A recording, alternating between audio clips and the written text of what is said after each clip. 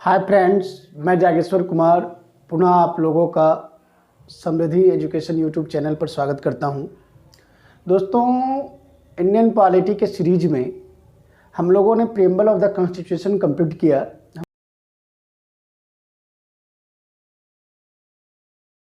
हम लोगों ने क्वेश्चंस भी उसका देखा प्रीवियस ईयर्स का। आज दोस्तों हम इंडियन पॉलिटी के नेक्स्ट चैप्टर एक इम्पॉर्टेंट टॉपिक मूल अधिकार फंडामेंटल राइट्स को लेकर आप लोगों के बीच उपस्थित हूँ। दोस्तों, आज हम लोग समझेंगे कि फंडामेंटल राइट्स जो है, मूल अधिकार है, उससे रिलेटेड किस तरह के क्वेश्चंस एग्जामिनेशन में आएंगे और हम लोग किस एस्पेक्ट में इसे कंप्लीट करना है, ताकि फंडामेंटल राइट्स से अगर एग्जामिनेशन में क्वेश्चन आए दोस्तों तो ना छूटे। तो आइए दोस्तों, यहाँ पर हम देखते हैं फंडामेंटल राइट्स, मूल अधिकार। तो दोस्तों, सबसे पहली बात कि आखिर फंडामेंटल राइट्स, मूल अधिकार की आवश्यकता क्यों पड़ा, मूल अधिकार आवश्यक क्यों है। तो दोस्तों, व्यक्ति के चहुमुखी विकास, मतलब चहुमुखी विकास का मतलब होता है भौतिक, बौद्धिक, नैतिक एवं आध्यात्मिक के लिए परम आवश्यक है। यानी मूल अधिकार जो है, फंडामेंटल राइट्स जो है, वो व्यक्तियों के चहुमुखी विकास के लिए परम आवश्यक है। चहुमुखी विकास में कौन कौन सा विकास आता है दोस्तों? भौतिक विकास, बौद्धिक विकास, नैतिक विकास, आध्यात्मिक विकास। आगे दोस्तों, मूल अधिकारों को संविधान द्वारा गारंटी एवं सुरक्षा प्रदान की गई है क्योंकि ये न्यायोचित है। दोस्तों, हमारे संविधान में मूल अधिकार को गारंटी और सुरक्षा दी गई है क्योंकि ये न्यायोचित है, मतलब न्यायिक है। यानी आपका मूल अधिकार का अगर उल्लंघन होता है तो आप कोर्ट जा सकते हैं, न्यायालय जा सकते हैं, आप उसके विरुद्ध अपील कर सकते हैं दोस्तों। इसलिए संविधान के द्वारा गारंटी और सुरक्षा प्रदान की गई है। मूल अधिकार में प्रत्येक व्यक्ति के लिए समानता, सम्मान, राष्ट्रहित और राष्ट्रीय एकता को समाहित किया गया है।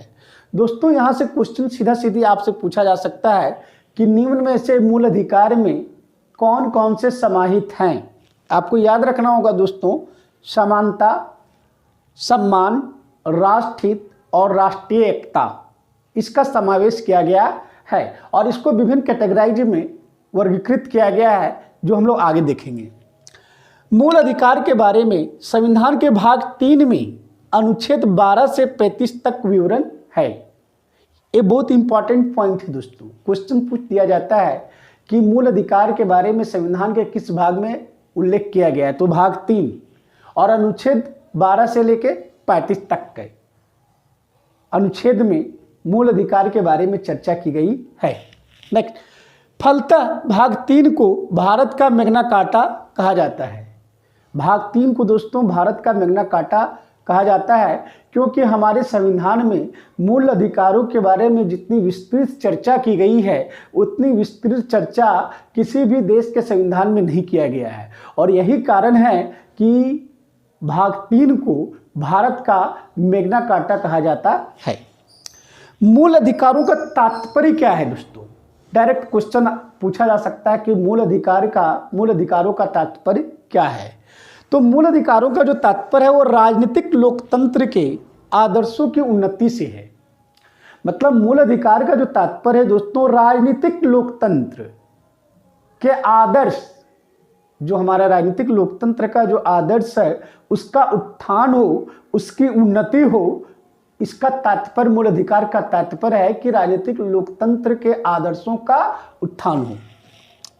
मूल अधिकारों का उद्देश्य क्या है? कभी कभी डायरेक्ट क्वेश्चन बन सकता है दोस्तों कि मूल अधिकारों का उद्देश्य क्या है। तो मूल अधिकारों का उद्देश्य कानून की सरकार बनाना है, न कि व्यक्तियों की। फंडामेंटल राइट्स को भारत के संविधान में इसलिए शामिल किया गया है दोस्तों कि हमारे जो संविधान निर्माता थे वो कानून की सरकार बनाना चाहते थे। कानून की सरकार बनाने का उनका उद्देश्य था, न कि व्यक्तियों का, जो कि हमारे संविधान में इस चीज़ को परिलक्षित भी होता है। मूल रूप से संविधान ने 7 अधिकार प्रदान किए थे। दोस्तों, कभी कभी क्वेश्चन पूछ देता है कि मूल रूप से संविधान में कितने अधिकार हैं, तो 7। मूल रूप से कितने हैं? 7। तो ये ध्यान रखने वाली बात है। 7 क्या क्या था दोस्तों? समता का अधिकार, अनुच्छेद 14 से 18 में समता के अधिकार के बारे में वर्णन किया गया है। दूसरा, स्वतंत्रता का अधिकार, अनुच्छेद 19 से 22 तक में स्वतंत्रता के अधिकारों की चर्चा की गई है।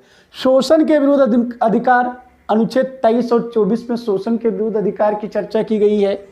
धर्म की स्वतंत्रता का अधिकार अनुच्छेद 25 से 28 के बीच में धर्म की स्वतंत्रता का अधिकार का वर्णन है। संस्कृति और शिक्षा संबंधी अधिकार ये अनुच्छेद 29 और 30 में मिलता है दोस्तों। और संपत्ति का अधिकार अनुच्छेद 31 में, संवैधानिक उपचारों का अधिकार अनुच्छेद 32 में। तो दोस्तों इसको बाय हार्ट आपको करना पड़ेगा कि किस अनुच्छेद में कौन सा अधिकार वर्णित है। डायरेक्ट सीधा सीधी क्वेश्चन पूछा जा सकता है दोस्तों। क्वेश्चन पूछ सकता है कि संवैधानिक उपचारों का अधिकार किस अनुच्छेद में वर्णित है, तो अनुच्छेद 32। यहाँ ध्यान देने वाली बात है दोस्तों कि मूल संविधान में 7 अधिकार प्रदान किए गए थे, लेकिन अभी 6 अधिकार हैं। मतलब ये है कि संपत्ति के जो अधिकार है, छठा अधिकार जो था संपत्ति का अधिकार, उसको 44वें संविधान संशोधन अधिनियम 1978 जो कॉन्स्टिट्यूशन में जो अमेंडमेंट हुआ था दोस्तों 44वें संविधान संशोधन अधिनियम 1978 में संविधान के अधिकार को मूल अधिकारों की सूची से हटा दिया गया दोस्तों। और मूल अधिकारों की सूची से संपत्ति के अधिकार को हटाकर भाग 12 में अनुच्छेद 300 क के तहत कानूनी अधिकार बना दिया गया है। आपसे क्वेश्चन पूछ सकता है दोस्तों संपत्ति का अधिकार क्या है, तो कानूनी अधिकार है, मूल अधिकार नहीं। क्यों? क्योंकि 44वां संविधान संशोधन अधिनियम 1978 में इसे मूल अधिकार की श्रेणी से निकालकर भाग 12 में 300 के तहत कानूनी अधिकार बनाया गया है। इस तरह से फिलहाल 6 मूल अधिकार हैं दोस्तों। अगर वर्तमान में कितने मूल अधिकार हैं पूछा जाए तो 6, लेकिन अगर मूल संविधान में कितने अधिकार हैं तो 7। संपत्ति के अधिकार को किस संशोधन के द्वारा हटाया गया? 44वां संविधान संशोधन अधिनियम 1978। तो आज का जो टॉपिक था दोस्तों वो मूल अधिकार की बेसिक बातें जो हम लोग को ध्यान में रखना चाहिए। और इससे ये जो आपके पास स्क्रीन पे नज़र आ रहा है दोस्तों, हर एक एग्जामिनेशन में आपको 1-2 क्वेश्चन इससे मिलना ही मिलना है। मैं प्रीवियस ईयर क्वेश्चन जब आपके पास लेकर आऊँगा तो आपको पता चलेगा, यह बात प्रमाणित होगा कि जो मैं कह रहा हूँ वो सत्य है।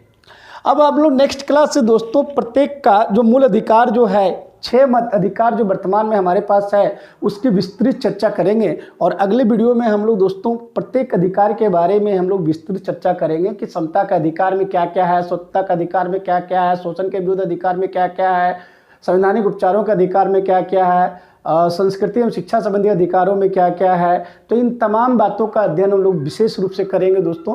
तो मैं चाहूँगा कि अगर वीडियो पसंद आए तो प्लीज़ लाइक कीजिए, सब्सक्राइब कीजिए और अपने दोस्तों को शेयर कीजिए दोस्तों, ताकि अधिक से अधिक लोगों तक यह वीडियो पहुँच पाए और अधिक से अधिक इसका लाभ उठा सके। धन्यवाद दोस्तों।